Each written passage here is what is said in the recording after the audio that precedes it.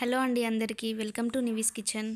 ఈ ఛానల్ని సబ్స్క్రైబ్ చేయని వాళ్ళు మీరు ఈ వీడియోని చూస్తున్నట్లయితే please like share and subscribe చేయండి. ఈరోజు నివీస్ కిచెన్లో మనం సొరకాయ టమాటా రోటి పచ్చడి చేసుకుందామండి. అండ్ ఈజీ ప్రాసెస్లో తక్కువ ఇంగ్రీడియంట్స్తో ఎలా చేయాలో చూపిస్తాను.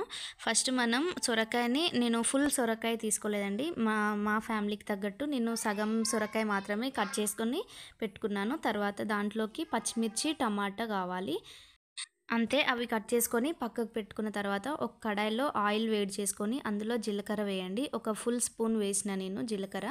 తర్వాత అందులోకి వెల్లుల్లి పొట్టు తీసుకొని వేయండి. నెక్స్ట్ మనం దాంట్లోకే పచ్చిమిర్చి కూడా యాడ్ చేసుకుంటున్నాను నేను. అలా పచ్చిమిర్చి కట్ చేసి వేయండి, ఎందుకంటే అవి ఆయిల్లో వేయించుతున్నాం కాబట్టి పేలే అవకాశం ఉంటుందన్నమాట. అందుకోసమని ఆయిల్ మీద చిల్లుతుంది. దాంట్లోనే కరివేపాకు కూడా వేయండి. కరివేపాకు కూడా వేసి బాగా వేయించుకోండి. పచ్చిమిర్చిని బాగా వేయించుకోండి. మనం పచ్చిమిర్చి ఒకటి బాగా వేగిపోతే సరిపోతుందండి. అవన్నీ వేగిన తర్వాత పక్కన బౌల్లోకి తీసి పెట్టుకోండి. తర్వాత అదే ఆయిల్లో మనం ఆయిల్ ఇంకా వేయనవసరం లేదు, అదే కొంచెం ఆయిల్లో మనం సొరకాయ ముక్కలు వేసి ఒక 5 మినిట్స్ అలా వేయించుకోండి. క్యాప్ ఏం పెట్టకండి, అప్పుడే అలా 5 మినిట్స్ వేయించుకోండి.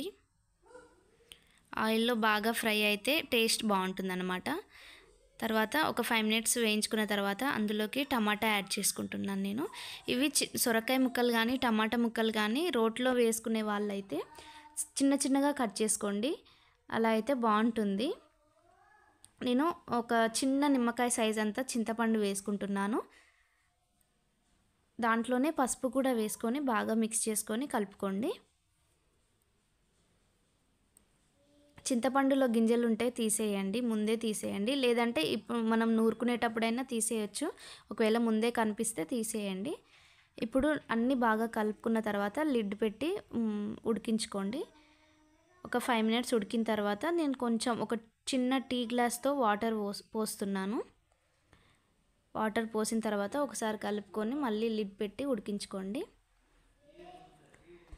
ఇవి బాగా ఉడికిపోతున్నాయండి, ఇలా ఉడకాలి అన్నమాట. ఇంకా కొంచెం దగ్గర అవ్వాలి. ఆ వాటర్ ఉన్నాయి కదా, ఆ వాటర్ అన్నీ పోయేదాకా ఉడికించుకోవాలన్నమాట.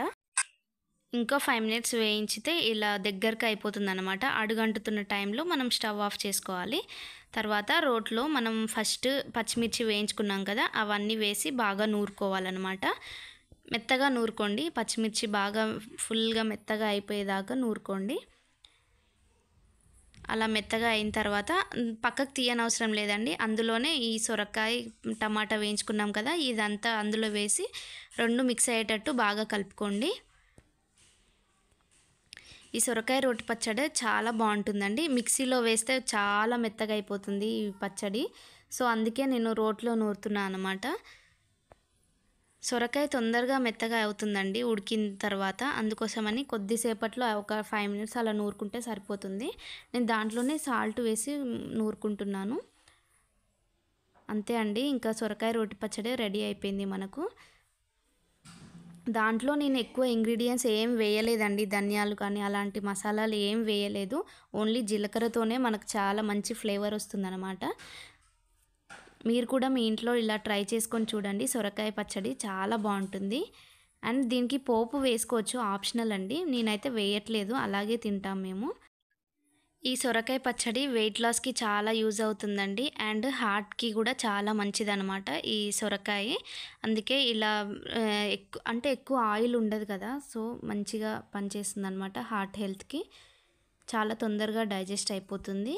మీరు నైట్ టైమ్స్లో ఇలా తొందరగా డైజెస్ట్ అయ్యే ఫుడ్ తీసుకుంటే చాలా మంచిదన్నమాట. వీడియో నచ్చితే లైక్ షేర్ అండ్ సబ్స్క్రైబ్ చేయండి. ఓకే అండి, బాయ్.